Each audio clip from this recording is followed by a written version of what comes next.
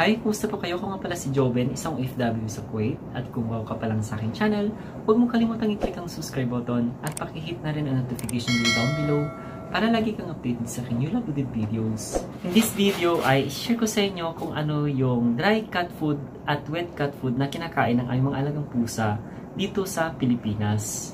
Ginawa ko itong video na to dahil mayroong nakapag-comment doon sa comment section dito sa YouTube na ano daw yung pinapakain naming cat dry food at saka wet food. Flex ko lang tong si Samantha kasi nanggugulo siya. Samantungan! Hi Samantong! Shout out sa mga sa mga fan ni Samantha. Ayan. Samantha! Ayan. Ay, wait lang daw. Ay, ko. At ito na yung mga brand na pinapakain naming dry food. Ito, ito yung Nature Life. Actually, bago ito, nung pumunta ko doon sa Cartimar, nakita ko ito. Yung presyo niya ay 1,080 pesos. Ayan, so, yung niya is urinary care grain-free recipe.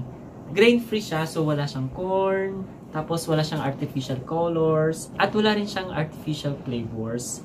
And ang kaganda nito ay urinary care siya, so nakakatulong siya na ma-prevent yung pagkakaroon ng UTI sa ating mga alagang pusa.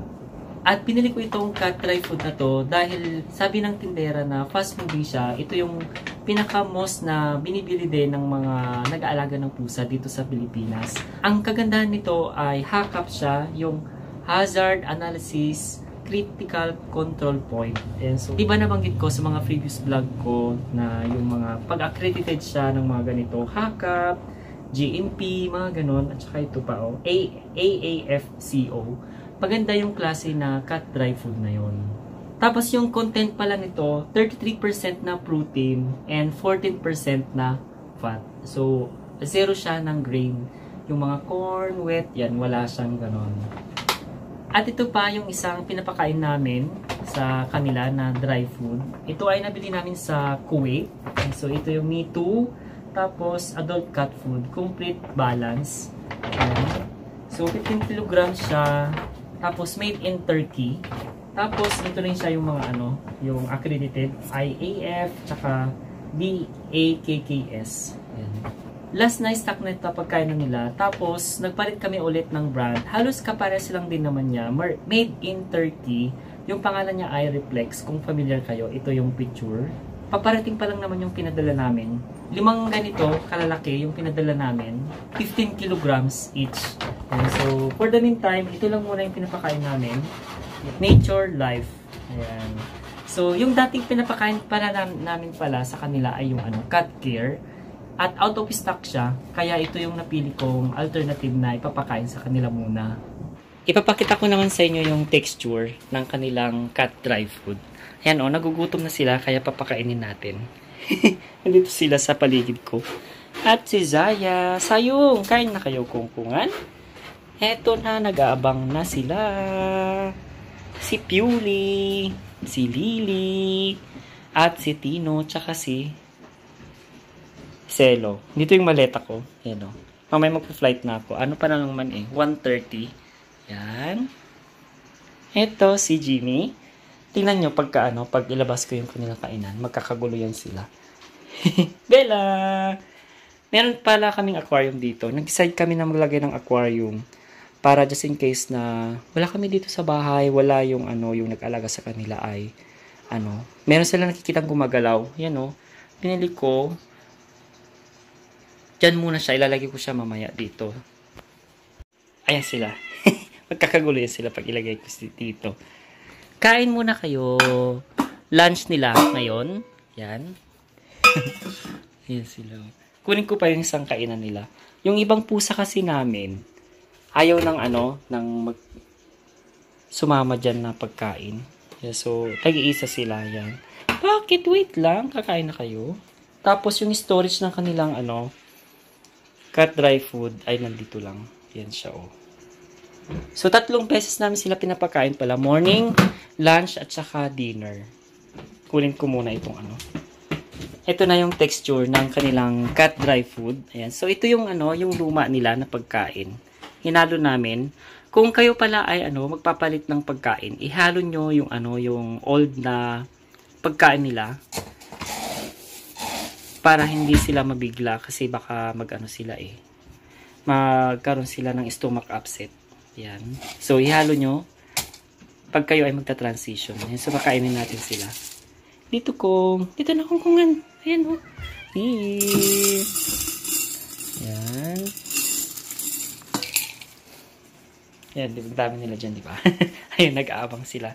Ito yung mga to, yung ayaw makisama dyan sa pagkain. Kuha pa tayo. Dito naman sa kabila. Yung ganitong kainan pala, nabili namin sa Divisoria. Nung last na nagbakasyon kami. Yan. Si Samantha, Yan. Dito naman sa mga separate, bigyan ko sila.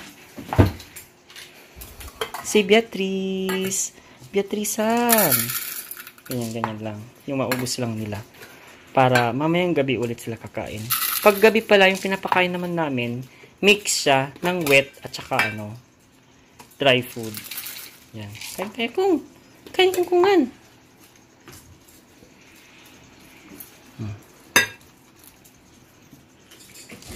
Ira.